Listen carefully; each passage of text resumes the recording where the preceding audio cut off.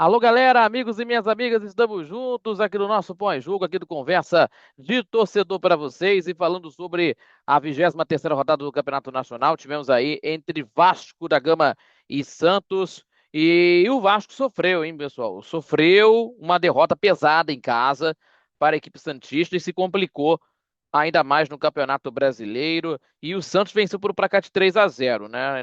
Em São Januário, em uma tarde marcada pela eficiência da equipe santista, né? E por uma atuação infeliz do goleiro Léo Jardim, né? Que deu rebote dos dois gols, né? Dos gols do William Arão e do Luan Pérez.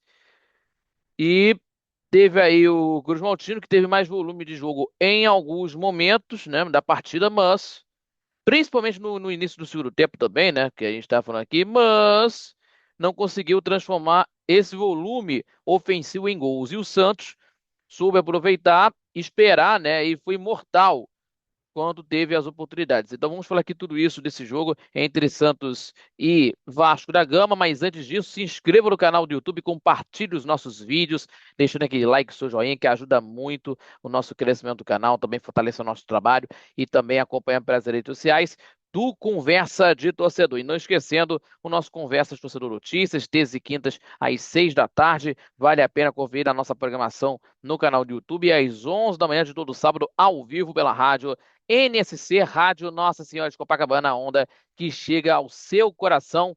Fiquem ligados aí, acompanhando pelo YouTube do Conversa de Torcedor, também acompanhando pelo site radioNSC.com e acompanhando pela Radiosnet, no aplicativo Radiosnet. E você vai ficar sabendo de tudo que está acontecendo nos bastidores do futebol, dos esportes, para você e por você. Opinião, debate e informação no Conversa de Torcedor, tá bom? Vamos falar aqui, pessoal, e que o time do Vasco da Gama, é, e tendo essa situação que o time do Vasco teve mais controle de jogo em alguns momentos, repetindo, na partida, principalmente na primeira etapa, ou melhor dizendo, principalmente do início da segunda etapa, mas não conseguiu transformar volume ofensivo em gols. O Santos soube esperar e foi mortal, inclusive, né, para conseguir ter as oportunidades, né? Inclusive do que aconteceu. Mas de um jogo que o Vasco perdeu grandes oportunidades no primeiro tempo, né? Grandes oportunidades foram perdidas na primeira etapa, né? Inclusive que também teve uma atuação, principalmente do Andrés Gomes, mais uma vez aí tendo uma participação aí no ataque, também ajudando ofensiva, né? De uma maneira ofensiva, né? O Andrés Gomes na primeira etapa, mas na segunda etapa, meus amigos, o time do Santos teve uma situação de que chamar o adversário para o seu campo e sair para os contra-ataques. No primeiro tempo foi assim, né? E o Vasco não aproveitou nas oportunidades que teve. Já na segunda etapa, o Vasco voltou melhor no intervalo, pressionava em busca do primeiro gol, mas aos 22 minutos o Santos encontrou o caminho para as redes, né? O Rony fez uma inversão para o Rorieza de cabeça e encontrou o Gabigol, né, na marcação errada da zaga do Vasco da Gama, né, do Puma Rodrigues, que estava fazendo a proteção na zaga, e aí o Gabigol bateu na saída do goleiro Léo Jardim para fazer 1-0. E o gol mudou de panorama da partida, né? E depois do gol do Gabigol, o goleiro vascaíno acabou tendo uma participação direta dos dois gols do Santos, né? E aí, aos 31, Neymar cobrou a falta para a área. Léo Jardim espalmou, tentou afastar de soco, mas encontrou aí pelo caminho. A bola acabou batendo no peito do Ilharão e a bola foi nas redes vascaínas, né, para fazer os 2-0 para a equipe do Santos, né? O Ilharão fazendo 2-0. E aí, poucos minutos depois, novamente, aí o Santos foi eficiente em uma cobrança de falta do Neymar. Léo Jardim saiu mal, né, espalmando a bola para a entrada da área muito mal e o Luan Pérez fazendo o gol, aproveitando no rebote, tentando aí uma bomba de canhota para fazer o terceiro da equipe do Santos. Então, a torcida do Vasco não perdoou, vaiou o Léo Jardim. E após a partida, o resultado da equipe do Vasco da Gama, o resultado que foi péssimo para a equipe Cruz Maltina, que continua na zona de rebaixamento, né? Continua no Z4 do Campeonato Nacional, inclusive aí, né, que vai encarar contra o Palmeiras na próxima semana, no jogo contra o Palmeiras lá no Nubank Arena, lá em São Paulo. Então, tendo aí também um- uma espécie de que o Vasco precisa de uma retomada, né? De uma retomada e de uma resposta, né? Para o torcedor do Vasco e sobressair bem nessa situação, mas com essa derrota contra o Santos, aí fica muito mais difícil. Então, meus amigos, é, esse resultado continua com os 22 pontos ganhos, caiu para a penúltima colocação do campeonato, né? 19ª colocação e segue no Z4. E o Santos está na 14ª colocação com essa vitória, né? 25 pontos ganhos e ganhou um importante respiro nessa luta contra o rebaixamento, né?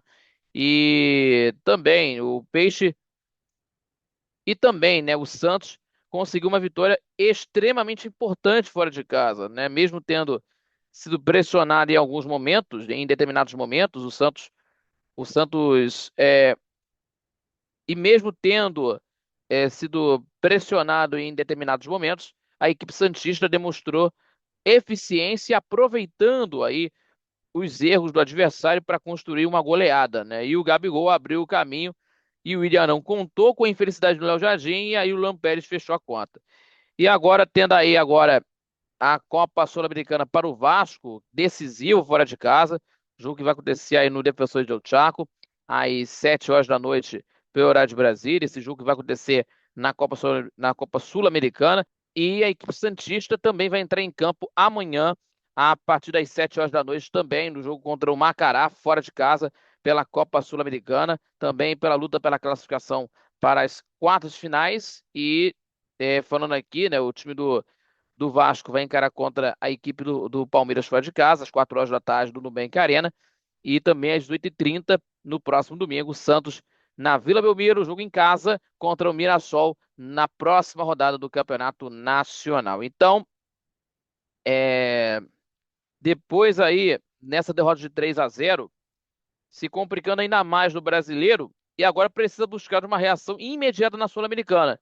Então, precisei muito buscar essa reação o Vasco, porque agora também com essa lesão do Jair. E aí tem que decorrer na base, porque a situação não está nada fácil para tentar encarar contra o Olímpia do Paraguai e tentar buscar essa vitória lá no Paraguai depois de uma derrota como essa, né? Então, nesse fato aí, o time do Vasco tentando conseguir essa vaga para as quartas finais da Sul-Americana. Tá bom, pessoal? E nós estamos encerrando aqui o nosso pós-jogo aqui do Conversa de Torcedor. Meus amigos e minhas amigas, se inscrevam no canal do YouTube, compartilhe os nossos vídeos e deixando aquele like, o seu joinha, que ajuda muito o nosso crescimento do canal, também fortalecendo o nosso trabalho e também acompanhando pelas redes sociais do Conversa de Torcedor para vocês. Não esquecendo o nosso Conversa de Torcedor Notícias, terça e quintas-feiras, às 18 horas aqui no nosso canal do YouTube e às 11 da manhã de todo sábado, temos aí o nosso programa Conversas Torcedor ao vivo pela Rádio NSC, Rádio Nossa Senhora de Copacabana, acompanhando também pelo site radionsc.com, repito, radionsc.com, tudo junto, também pela Radiosnet, no aplicativo, também acompanhando pelo YouTube do Conversas Torcedor e também pelas redes sociais, e é claro, pela Rádio 98.7 FM, com informação de qualidade para vocês, tá bom, pessoal? Muito obrigado a todos pela companhia. Fique com Deus e aquele abraço e até o próximo pós-jogo aqui do Conversa de Torcedor. Aquele abraço a todos, felicidades e até lá. Tchau, tchau.